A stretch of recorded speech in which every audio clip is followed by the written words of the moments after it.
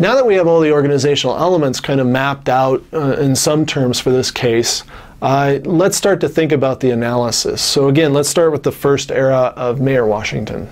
Let's apply each of our models to the case of Mayor Washington and his effort at reform, the decentralized effort. So the first phase here of anti-bureaucracy that kind of waxes and wanes. If we applied the rational actor model, we would have a focus on particular actors like Washington and the Chicago Public Schools. The core problem would be low-performing schools. The action as rational choice would break things down as follows, that there's a goal which is to reform the schools and get rid of red tape. That was regarded as the problem that was preventing achievement and preventing buy-in in schools. The various options that they can consider were, oh, let's fight this reform effort, or fight each other in terms of seeing what kinds of resources are allocated where. So like the legislature versus, the businesses and whatnot. They could form a coalition as another option between IBEC and the local school councils. The Democrats could form a coalition with community activists and dominate because the Democrats were in charge. But there were clear consequences to each of these options, right? So if you fight between groups or interests, consensus is had, and that just creates a difficult environment for every side. If you form a coalition and take action, like with the IBEC and local school councils, that makes some sense. There may be certain kinds of costs to that. It may offend the legislature in power. Don't know. I don't know what the risks or the probabilities of success are here. There's some ambiguity, and I'm boundedly rational. Another option is the legislature rejects everything. So if we don't try to work with the Republican minority, you may not get any money. It may not get allocated. There may be a filibuster for all I know. And so to some degree, we can kind of predict how certain camps will behave depending on the kind of options before them, right? So the choice in using this model, if we were to apply it, might be that it provides us some insight into why the coalition of IBEC and the local school councils arises. That you have this kind of grassroots business and community kind of collaboration. And it serves kind of as an anti-bureaucratic kind of localized effort. So it might be the most viable choice that avoids kind of lack of consensus or even kind of domination of one group over another. These are the constituents of legislatures, after all. Now, if we look at an organizational process model, it's not as clear that this case or their write-ups afford much detail. They don't discuss standard operating procedures to a great deal. So we kind of have to infer some of this. Now, the organizations involved are things like the mayor office, the legislature, the union, IBEC, SBNC, all those features that you saw on that table before. And we can imagine that the problem is broken up, right? So the problem of low-performing schools or red tape that's in the way, it's inefficient, that the local school councils, they break up the problem and they reform, and so they can handle it locally, for example. So instead of it being an entire Chicago problem, it's actually these little district problems. So that's actually kind of how it went down. The missions vary and the local school councils move by their own standard operating procedures. So what happens when you decentralize a problem and you coordinate locally is that each of these pockets kind of comes up with its own way of dealing with things. And you have a divergence of standards, and often it's not replicable in another community, so costs soar to some degree, and the coordination across them grows difficult. It appeals to the local context, but it doesn't necessarily make for an efficiency solution. Now, if we apply coalition and bargaining, we have a different perspective as well. So we have to think about the players and their positions. So IBEC and community activists have parochial interests, right? The IBEC wants business, the community activists want their kind of communities to do well. So they kind of were unlikely bedfellows in a way, because the community activists want to generate their neighborhoods and families and serve the interests of the local schools. IBEC might actually not have such localized interests if you think about them as larger corporations within Chicago. But this seemed to be that they had the redevelopment of Chicago in mind as a means of not only making for better schools and trained employees, but also for better business. So in some ways, they kind of, even though the community activists might have been very clearly liberal Democrats and the business leaders, Republicans, formed kind of a set of joint interests that they could form a coalition around. Now, the parochial priorities is that the business leaders wanted to implement Reaganomics, which was kind of a hot thing back in that day, and which was kind of a less government, less, etc. Idea. And the local school councils really sought greater control or power. They wanted to be the masters of their own destiny in their neighborhoods and their neighborhood schools. And so these were kind of similar but parochial priorities that were somewhat distinct. Goals and interests. The goals and interests were a better city for business, better schools for educators, students, and families. So those were kind of the common goals during this period. The deadline, and again, this is all, I'm just rattling off things that each model will press you to perceive, right? Or demand that you consider, right? So in terms of developing that kind of perspective of worldview, I'm just kind of listing these off. So the deadline, of course, is, in the case of the first period, is that Mayor Washington dies, right? It was an untimely death, and unexpected, and this led to a new election and a shift toward recognizing problems and what have you. In addition, there were different games going on during this period. So there was negotiating legislation of power and implementation. We're implementing local school councils, dealing with who gets to handle the budgets. These were kind of different concerns. There was a problem with decoupling and resource allocation to some extent.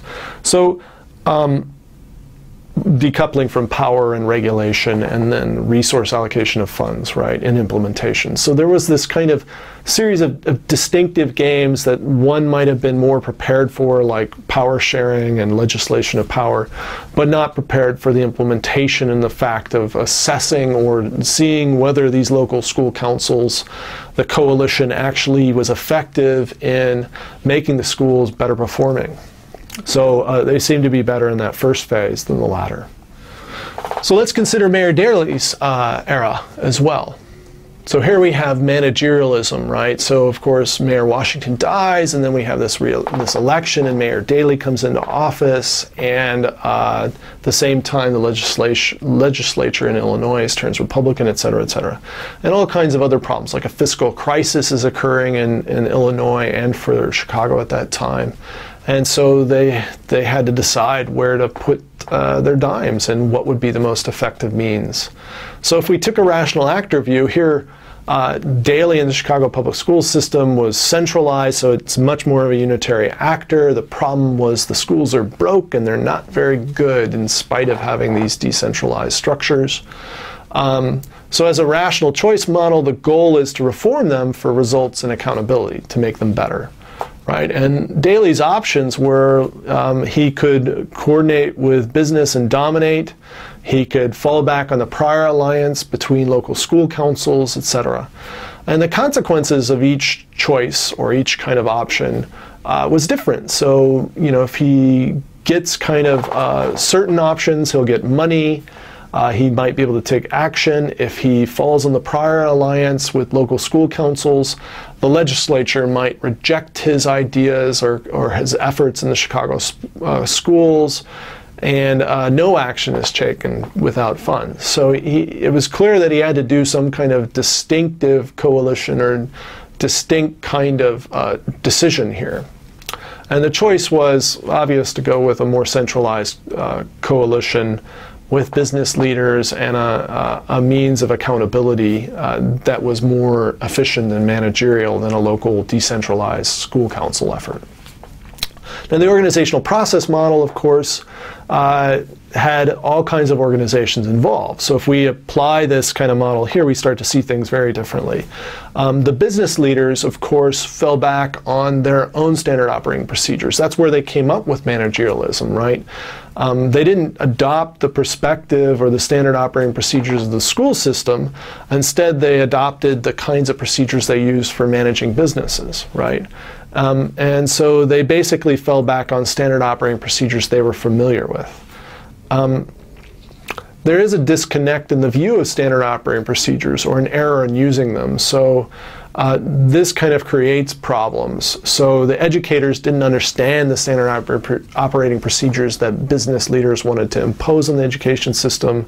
And in addition, the lack of education experts at the top of the managerial system led to kind of decoupling of understandings and familiarity with the routines. So from an organizational standpoint, this later period of mismatch across organizations and or organizational routines from different kinds of leaders, it kind of helps explain the phenomenon. And then finally, a coalition and bargaining perspective also highlights certain things. So here we see that certain players and positions matter. The Republican legislature and IBEC kind of form, they propose the reform and they form a coalition of interest. And the mayor kind of plays into this and is given power. This completely undermines the community activists. They're pushed out. So, and the mayor co-opts the union leaders in various ways as you read the case. There are parochial priorities going on. So IBEC's goals are for business.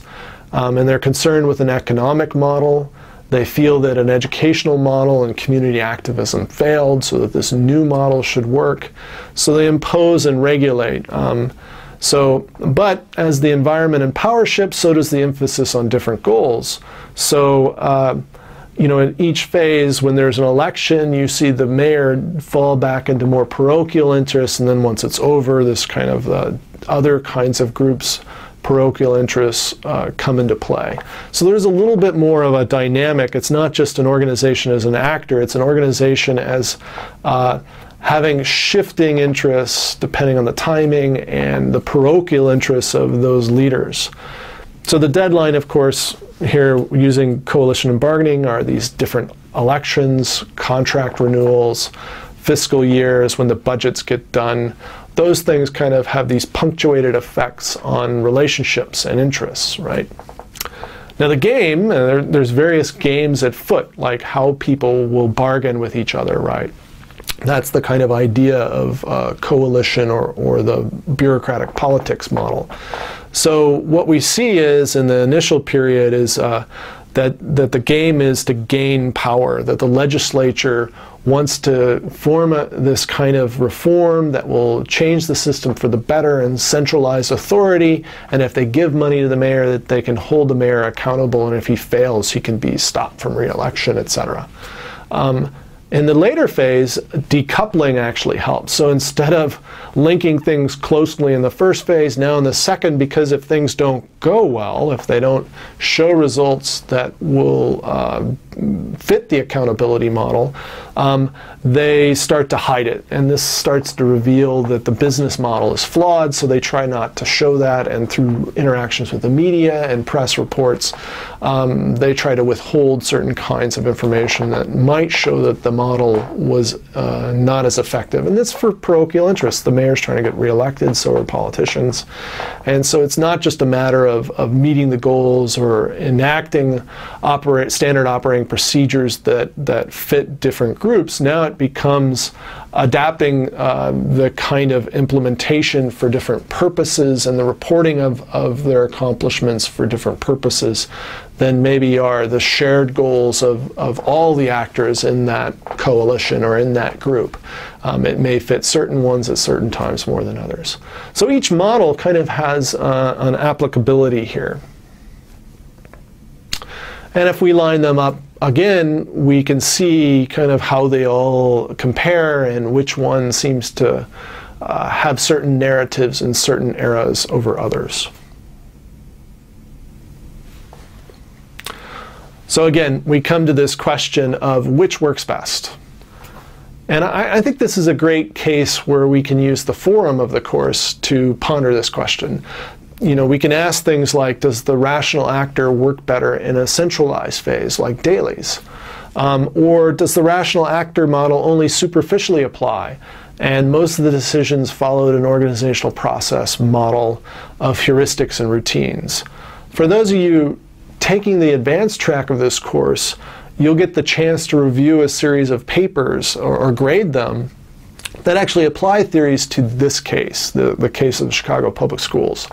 And there you'll see the authors trying to answer this question. So rather than me telling you what the right answer is, I think it's best to leave it up and see how you guys kind of negotiate trying to implement these theories to actual cases and seeing evidence for one over the other, and possibly arguing that these theories might work either at different phases or circumstances, or as complements in some way to one another to afford a richer understanding of how this Chicago public school reform manifested and died in each phase, and also just how possibly those kind of perspectives might enable you as a manager to think more completely about a problem and plan for the best and worst. Thanks.